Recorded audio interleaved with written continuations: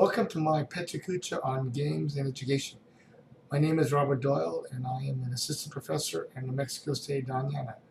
I have been teaching for over 15 years, and I have been using gaming software in as many of my courses as I can. First, let's look at the history of games. The history of games dates to the ancient human past. Games are an integral part of all cultures and are one of the oldest forms of human social interaction. How many of you remember Pong? I actually had this game. You can also define educational games as game-based learning. Game-based learning, or GBL, is a type of gameplay that has defined learning outcomes. Generally, game-based learning is designed to balance subject matter with gameplay and the ability of the player to retain and apply said subject to the real world. As games evolved, they started to become more realistic and had more interaction. One of the most popular early games was called Linear City, later to be renamed SimCity in 1989. In this game, you had to learn how to create, manage, and keep the population of your city happy. You can find educational games as far back as the 1960s. The first one was called Logo in 1967, followed by the oldest and most popular game of all time, Lemonade Stand, in 1979.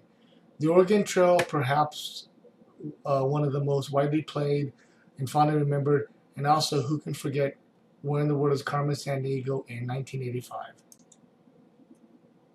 Now, most of the early games were simulation-based or just learning with fun, but in 1987, the first set of truly educational games started to appear.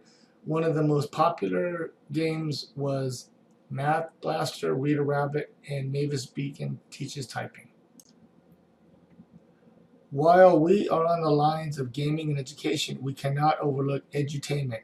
First of all, what is edutainment? Educational entertainment is content designed to educate through entertainment, and it should be enjoyable for the end user using the software. Most edutainment games covered more serious topics such as 2005, A Game of Microeconomics, 3D Body Adventure, and 911 Paramedics, just to name a few. These type of games involve more real-life situations to help explain complex subjects. While there has been a surge in acceptance and prevalence of game-based learning in the schools over the past decade, especially in light of the success of programs like the Khan Academy, playing games in the classroom is nothing new.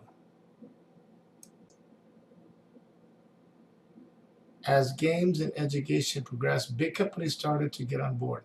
Companies such as Microsoft and Cisco Systems started developing and distributing educational games. Minecraft, which was created by Microsoft, was a complete hit.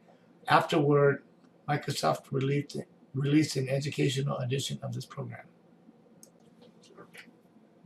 Cisco Systems created a program called Aspire. Aspire is a SimCity clone with an emphasis on networking and customer service. You can also assign homework using the software as well. You can play it as a standalone software, classroom, or compete against the world. Aspire is totally free to any student in the Cisco Networking Academy. Online gaming and education is starting to take off. Our Code is one of the most popular coding sites in the world. It is used to promote coding to the youth in every country and at every grade level. It uses both visual and text-based learning, as well as there are plenty of educational and community support systems. Apple is following up with Swift. Swift is a powerful and intuitive programming language for macOS, iOS, watchOS, and tvOS. Writing Swift code is interactive and fun and can be taught at any age level, in any skill level, in any grade. Now let's look at virtual environments for learning. One of the most popular was Second Life. I was using Second Life for some time and even taught classes in it.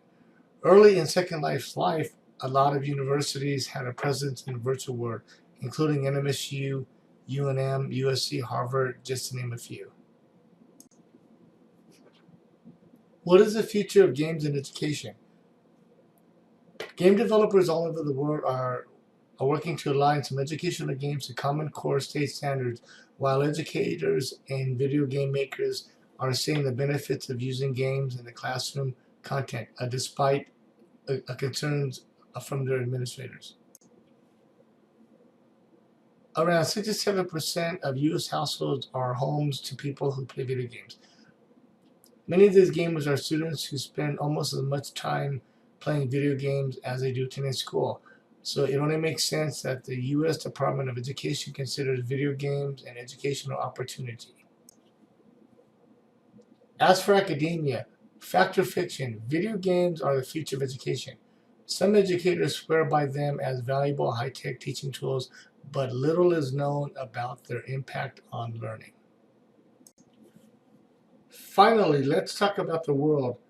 There is an event called the World Education Games.